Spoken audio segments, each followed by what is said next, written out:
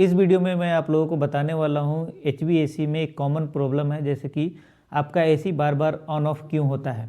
तो AC on off होने के 3-4 रीजन मैं आपको दूंगा। पहला रीजन होता है थर्मोस्टेट का गलत जगह पे लगना। गलत जगह पे लगने का मतलब यह है कि सप्लाई एयर जहाँ से आ रहा है वहाँ पे आपने क्या किया है कि थर्मोस्टेट लगा दिया है। तो थर्मोस्टेट का सेंसर जो है फिर टेम्परेचर को सेंस करता है और ये बताता है एसी को कि आपका रूम ऑलरेडी ठंडा हो चुका है, जिसके वजह से एसी बंद हो जाता है, ऑन ऑफ होता है। सेकेंड रीजन होता है ओवर साइज एसी।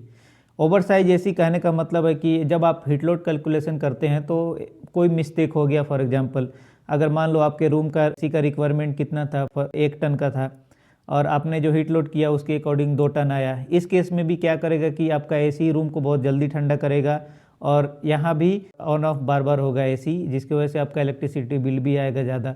फिर नेक्स्ट होता है कि लो रेफ्रिजरेंट प्रेशर। अगर सिस्टम में अगर प्रेशर लो है, रेफ्रिजरेंट का प्रेशर, तो सिस्टम क्या करता है कि सेफ्टी कंट्रोल को एक्टिवेट कर देता है, जिसके वजह से वो बार बार एसी को ट्रिप कर देता है। और लास्ट रीजन होता है कि एवोपरेटर कॉइल का डर्टी होना। अगर मान लो आपका एवोपरेटर कॉइल जो है वो ज़्यादा गंदा है। गंदा होने का मतलब है कि वहाँ पे हीट का ट्रांसफ़र सही से नहीं हो पा रहा है, जो लिक्विड रेफ्रिजरेंट एवोपरेटर कॉइल में मौजूद है। क्योंकि एवोपरेटर के अंदर एवोपरेशन होता है, वहाँ पे जो लिक्विड रेफ्रिजरेंट है उसको गैस में चेंज होना होता है, उसके बाद वो कंप्रेसर में जाएगा।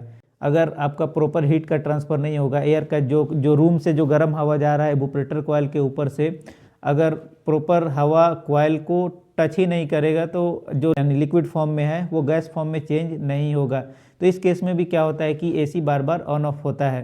तो सोल्यूशन क्या है इसका? सोल्यूशन ये है कि आप क्या करो कि थर्मोस्टेट को लोकेशन चूज करो अच्छे से और वहाँ पे लगाओ जहाँ पे डायरेक्ट सप्लाई एयर नहीं आ रहा हो। उसके बाद क्या है कि हीट लोड कैलकुलेशन आपको प्रॉपर करना होगा।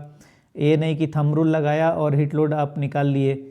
फिर सिस्टम का प्रेशर चेक करो, अगर रेफ्रिजरेंट लो है तो क्या करो कि आप रेफ्रिजरेंट को चार्ज करो। उसके बाद फिर होता है कि एवोपरेटर कॉइल गंदा है तो उसको आप क्लीनिंग करो। तो ये सब चीज़ अगर आप प्रॉपर करोगे तो आपका AC bar bar on off तो नहीं होगा। दूसरा चीज़, आपका 80% से ज़्यादा जो प्रॉब्लम है एयर कंडीशनिंग में, आप उसको अवॉइड कर सकते हो, यानी प्रॉपर मेंटेनेंस के द्वारा।